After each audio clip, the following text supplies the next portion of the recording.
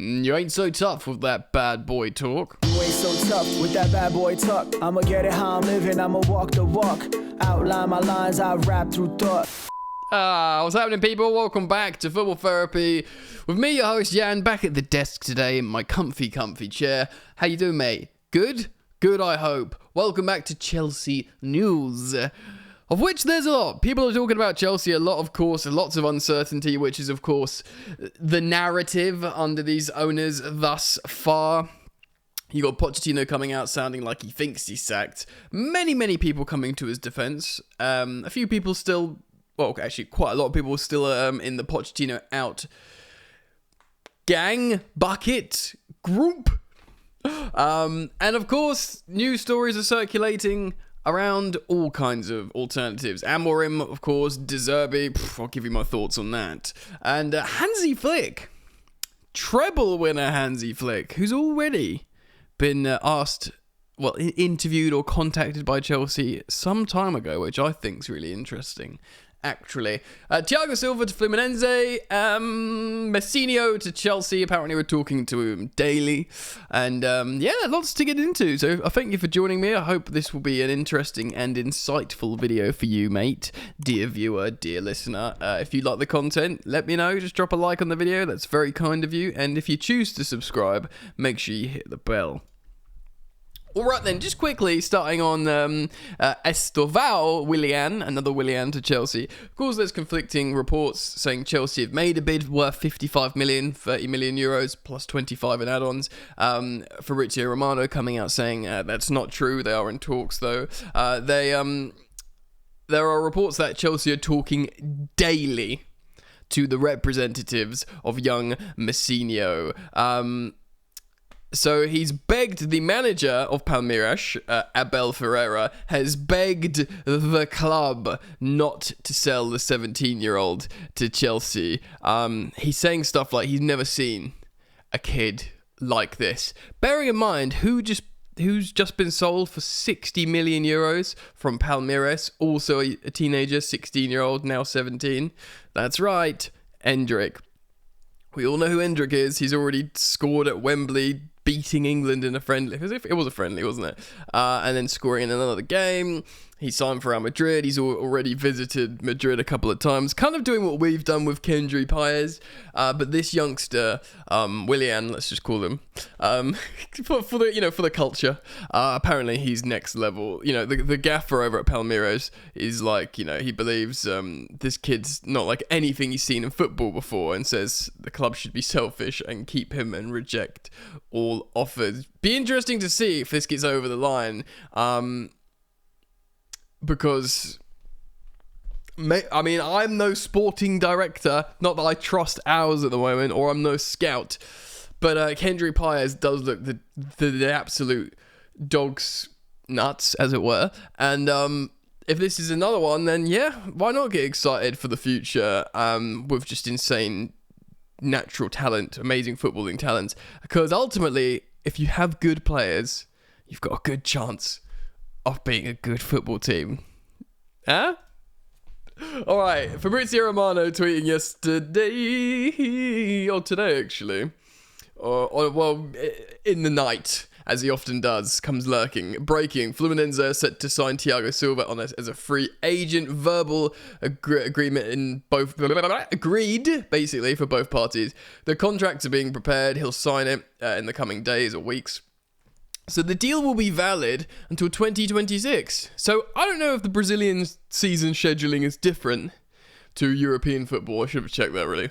But that could be 2 years. I mean, I guess if you look at him and look how he's performing in the Premier League right now, you could think, well, that translates to 2 years at, the Brazilian league. Like, I guess so, right? Like, why not? He's unique. And if, Pepe's doing it for Porto, a year older than Thiago Silva. What? Yeah. Excuse me. Why can't Thiago Silva do it? I'm all for that. And of course, he has offers from 3 London clubs, which I reacted to here on the channel. I speculated like Fulham, Brentford, both, staying in the area. Maybe a Crystal Palace or something. But yeah, it's his boyhood club, Fluminense. It's completing the story arc. It's a lovely story.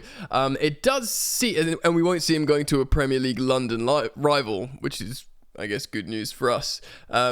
And like, yeah, I know he's going to be 40 next season, so like, it's a bit like, come on. But there would have, if he'd like been performing well in the Premier League still, it would have maybe, hurt a bit, especially because he just loves Chelsea so much, as we heard in that and saw in that emotional goodbye video. So yeah, great story. Very, very happy for him. I believe his family will stay in London, actually, because obviously both his boys play for Chelsea. I think Bell's happy. Bell speaks fairly decent. I mean, neither Bell or Thiago speak proper fluent English. Obviously, she speaks a little bit more. The boys are completely fluent in English. That's probably why they want to stay, and she thinks, all right, we'll stay and, see if they can develop their youth careers at Chelsea. And I mean, I'm trying to figure of it from like a family angle here, because Brazil's far away, bro. They'll just, he'll just come back on little like breaks, like probably for 2 years. I mean, for a year, you think maybe make it work, but to be like away from your family for 2 years sounds like a lot. But I guess they're the right age for it. They're not too young and vulnerable as sons. I don't know, and it's the end of, it's an opportunity for him to finish what's a magnificent career. So yeah, congratulations, Thiago Silva. All right, let's talk managers. I'm gonna finish on Pochettino, whether he's the man for the job, right? But there's 3 coaches that are in contention to replace Pochettino should he get canned, and from the way he was talking, it did sound like he's not sure of his position at Chelsea, kind of like surprisingly to a degree, like, the Athletic was saying like, does he know something we don't, kind of thing. So yes, there's 3 coaches: Roberto De Zerbi, Hansi Flick, and Ruben Amorim. Now, let's start with Amorim. Of course, he went to London recently. He was being told about it, asked about it again and again and again in the press conferences. He says this: I've already told these people who need to know, especially the sporting directors, in terms of where he's been. Everything that needs to be said has already been said. You've created your theories. I don't have any problems. You stick with your ideas. I am not going to say why I went to London. So, obviously he went to London. He was pictured in London. He said it like there was talk about West Ham, and then there was talk about West Ham didn't fly him out to London. Maybe he spoke to him. Chelsea denied they were the ones, but he's being very secretive. There's been so many links with Amorim to Chelsea, how he would be interested in the project. He's obviously been contacted before by Chelsea, before they hired Mauricio Pochettino, and he's since gone on and done very good this season as well as a manager.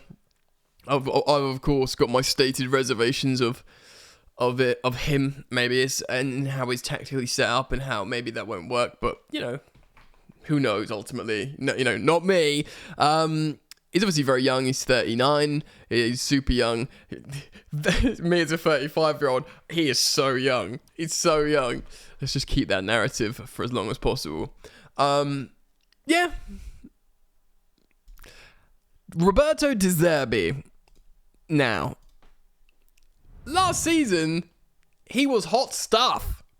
Potter went to Chelsea and Brighton got better in Potter's absence, and De Zerbi was the guy. Everyone was like, oh god, he's the guy. It wasn't Potter. Or even though De Zerbi was like, Potter did great work for my foundation, rightfully said that, everyone was like, wow, he's the guy. He got them into Europa League. I mean, and this season they've been touched up. They got slapped up at the end of their European adventure. They've just lost 3-0 to Bournemouth. They are definitely, as far as I'm concerned, not going to qualify for Europe. They're sort of very much on the beach, literally, in Brighton, and metaphorically, as in they've sort of phoned in a little bit for the end of the season. Granted, he lost his midfield. You need to talk about that. He lost Caicedo and... oh my god, Jan. Had to check there. McAllister. I was not going to sit on this video thinking about the name of Alexis McAllister. So De Zerbi, of course, lost McAllister. And, Caicedo. And Caicedo was amazing for them. So, yes, there's that. But, I don't know, man. it's not impressive what they've been doing this season. They're getting rolled over a lot. I know he played like starting football at Sassuolo. I don't think he got a chance at much at Shakhtar. Of course, he has an existing relationship with Mykhailo Mudryk, which maybe the owners would consider, and apparently they like the way he plays football. I don't know, man. He's very much not trending at the moment as a coach, I'll tell you that much. I am not interested in Roberto De Zerbi. We are going to talk about Poch. Wait. But let's talk about Hansi Flick. So, yes. Court Offside writes this. The Stamford Bridge-based outfit has struggled to assert itself for much of this campaign and faces an uphill battle to break into European spots. With that in mind, former Bayern Munich coach Hansi Flick is now considered a strong candidate for potentially to replace Pochettino. This was said by Christian Falk that Hansi Flick is now a strong candidate for the Chelsea job. Apparently, Flick would love to manage in the Premier League and is looking at the Big Six, as in the traditional Big Six. He was even talking with Tottenham before his coaching of the national team. This club will be on his level. Okay, he says Chelsea are very interesting as he talked with the club after Frank Lampard was sacked. Obviously not interim Frank Lampard, he wasn't sacked. Frank Lampard was sacked by Roman Abramovich. There was a telephone call between the former director Marina Granovskaya. At this point, he was the treble-winning coach for Bayern. Of course, that same Bayern that absolutely annihilated our Frank Lampard, our Chelsea, coached by Frank Lampard. Got absolutely outclassed. They were, Lewandowski in his pomp and all that kind of stuff. We got snapped about, if you remember. We no longer the transfer ban. We had a bit of money to spend. We had new players like German internationals like Havertz and Timo Werner. So Granovskaya got on the phone and went, Hansi, you're German. Look at these kids we got. And of course Tuchel came in. Obviously the correct decision in the end. We won the Champions League. Certainly for that period in our history, it was the correct decision. But yeah, it looked like they wanted to get a German coach in to make these big German investments in Havertz and Werner, and Rudiger as well, because Rudiger sort of had a bit of a funny spell with Lampard, but he was an important figure. To get the Germans on side again. And he said no when these talks took place. At the time, because he was at the club, of course, Bayern, but he was interested in Chelsea. Of course, he went on to be the international coach, didn't like it, left that. Now they're searching for another manager, and they know he's interested. I think this topic could get hot. Look, Hansi Flick's Bayern Munich were redonkulous. He won the treble. He's the last... I was going to say the last team to win the treble. Sadly not. That was Manchester City last season. But prior to that, the last team to win the treble 3 years before, wherever it was. And they were an insane team. They literally moonwalked to the Champions League. And that season, Lewandowski was incredible. That was the season they cancelled the Ballon d'Or, I think. He scored ridiculous. He won the treble. He was the top scorer in every single competition. And they cancelled the Ballon d'Or. That was an absolute farce, by the way. That was good. Is he the solution for Chelsea? I've got no reason to believe he is, actually. I mean, I'm assuming he speaks English. The thing is, every German person speaks English. They're so good like that. But I'm not sure if he does speak English. I'm assuming he does now, or got a command of it. Certainly if he's been targeting a Big Six job in the Premier League. I just have no reason to think he's the guy. Do you know what I mean? If Chelsea have spoken to him before and he understands the project, inverted commas, and is willing to work within the parameters of the project, as Pochettino and indeed Graham Potter were so willing to do, then maybe. He's just the thing is, his body of work so peculiar. He was an assistant coach, and then he was a treble-winning coach, and then he got sacked by the national team because he was bad. He's giving me I don't know, flash in the pan vibes, purple patch. I don't think he's got a body of work enough to say, yeah, he's the guy to come in and take whatever we are at the moment. And by the way, what are we at the moment? Do you know what I mean? And make us better. So I'm really uncertain about Hansi Flick, but it's an interesting... I understand why he's being considered. All of them will probably have their merits, including De Zerbi, because he coached Caicedo and Mudryk well. And between them, they're like £170 million worth of recent Chelsea investment. And of course, he's shown he can operate in the Premier League well when he's got certain players. Although I think he's been bad this season. I get it. Amorim, he's young, he's trending upwards, he's made Sporting really, really good. He's got Victor Gyökeres, who's scoring loads of goals. He plays a back three system with wing backs. We've got loads of players that are good for that. Again, it's hugely risky. And Hansi Flick, we've just spoken about him. But do we need a new coach? Because there's a very strong case that we've got the right man for the job. Lots of you have made your decision to Poch out a long time ago when we were more in the trenches. And I think we've got one home loss in 18 games, which is wild. Look, man, I'm going to be very, very honest here. I don't have a romantic relationship, not literally, right? Like footballing romantic relationship with Pochettino. Maybe that's because of Tottenham. I do have I kind of sympathise for him in many, many ways. I feel really bad. Like, it's a tough job. He's getting loads of grief, but he hasn't helped himself. He's made sure he's kept gooey eyes of Tottenham, which I kind of understand. Why does this happen? This freaking OBS. I don't know how to turn these things off. I did this the other day. Peace. Is it going to do that? Here we go. Ruddy balloons. It really undermines my serious footballing points. Is that thumbs up? Yeah, there you go. Absolutely. It's so silly. What about thumbs down? You going to do that for me? So dumb. So dumb. What am I talking about? Pochettino. Yeah, so I understand why he didn't throw his best period of his career in Tottenham. Because let's face it, he won trophies with PSG, but he also didn't win trophies with PSG, and he made his name at Tottenham. So I understand why he doesn't want to soil that, but you're always going to be swimming upstream with Chelsea. And, if he, was winning loads of games and was, from the beginning, going to the fans when we won, and then they sort of create, then maybe there would have been a chant for him by now. But Chelsea fans never sing his name. And you can kind of understand it. We're mid-table being coached by the former Tottenham manager. That's the reductive way of looking at it.